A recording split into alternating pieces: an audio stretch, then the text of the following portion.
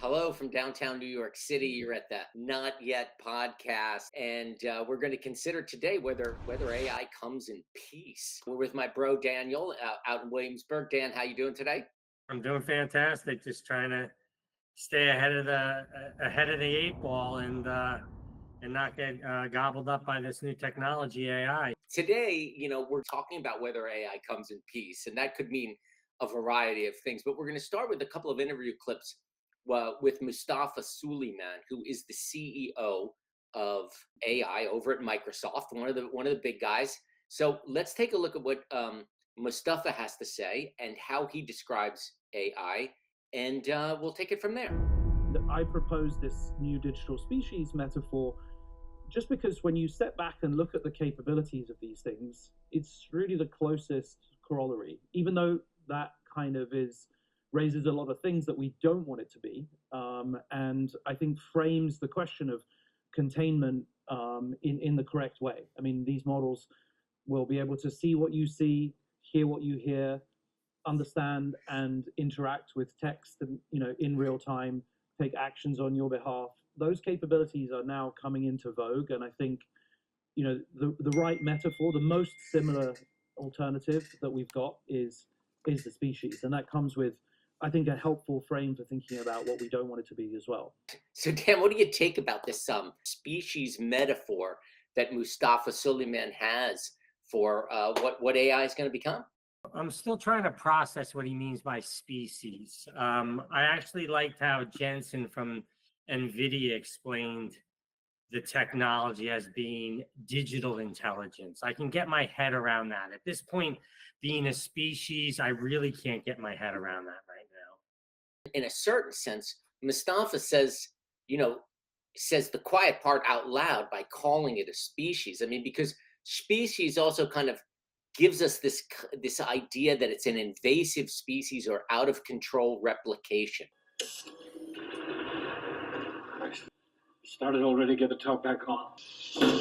In that vein, I want to go to a clip that features Tom Lee on the Prof G podcast, which is Scott Galloway's podcast, and let's see how Tom Lee kind of sees that maybe this goes wrong in a small way, in basically just in a business sense.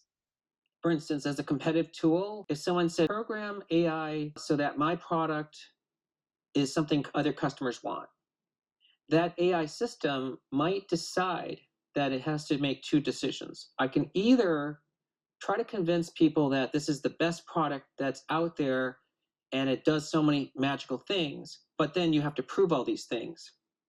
Or maybe it'll decide, I'll just badmouth every other competitor, write fake reviews, bad reviews, claim there's recalls, file complaints.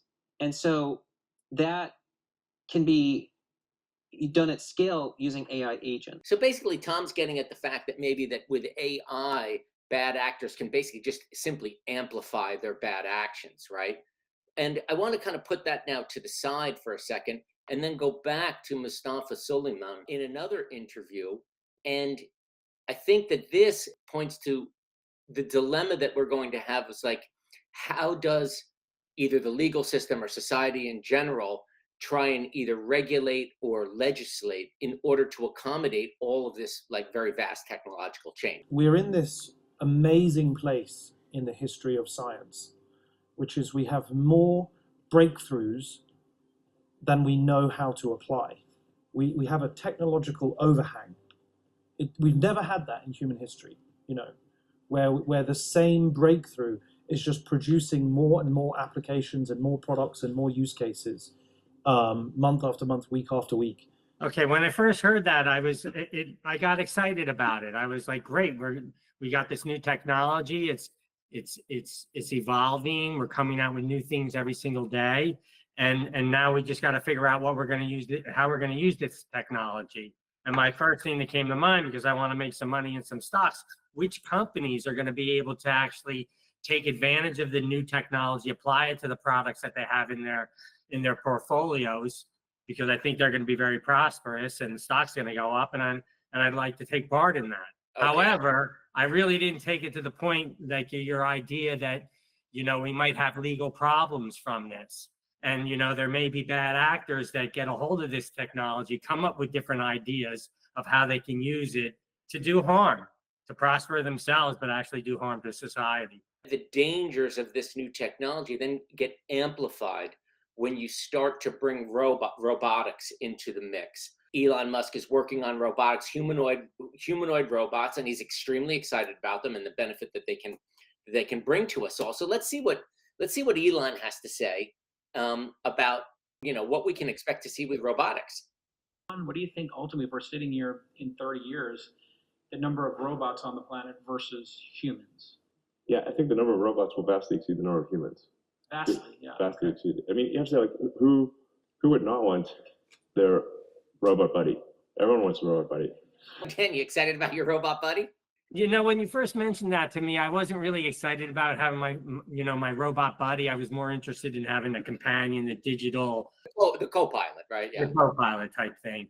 However, I thought about it a little bit, and I was thinking about butlers, and they're coming out with butler robots. Not bad. Something that I could consider. Right. Okay, so just as a devil's advocate on that, I'm happy to have my own robot buddy, right? And I'm actually even happy for you to have your own robot buddy. But tell me if you'd really like to deal with this kid's robot buddy.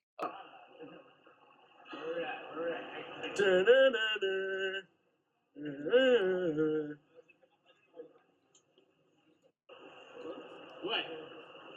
Well, pal, what you gonna do? What you gonna do, bro? Yeah. So what's your take on that, Dan? You want to have to deal with that guy's robot buddy, or even what's even worse, multiple robot buddies.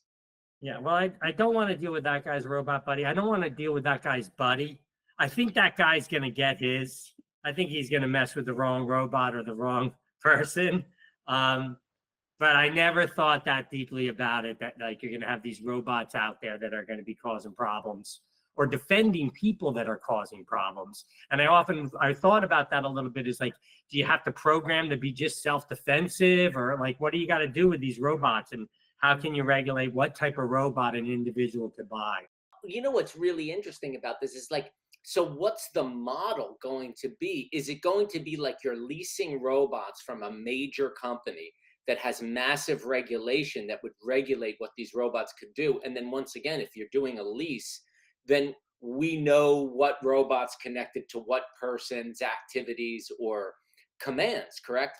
But technology has a way of leaking out, right? You might even think about private armies, right? Because that each person would have their own private army, and whoever's got the biggest private army, in a sense, wins, right? As far as imposing their will. So I think it's an interesting thing. I'd like everybody to subscribe and like. Obviously, the AI cat is out of the bag, right? And the technologists are pushing this forward at a rate that I don't think any of us can control. Imagine the loss of all that we've gained because of an irrational paranoia. But the question really, I think, really does remain: does AI come in peace?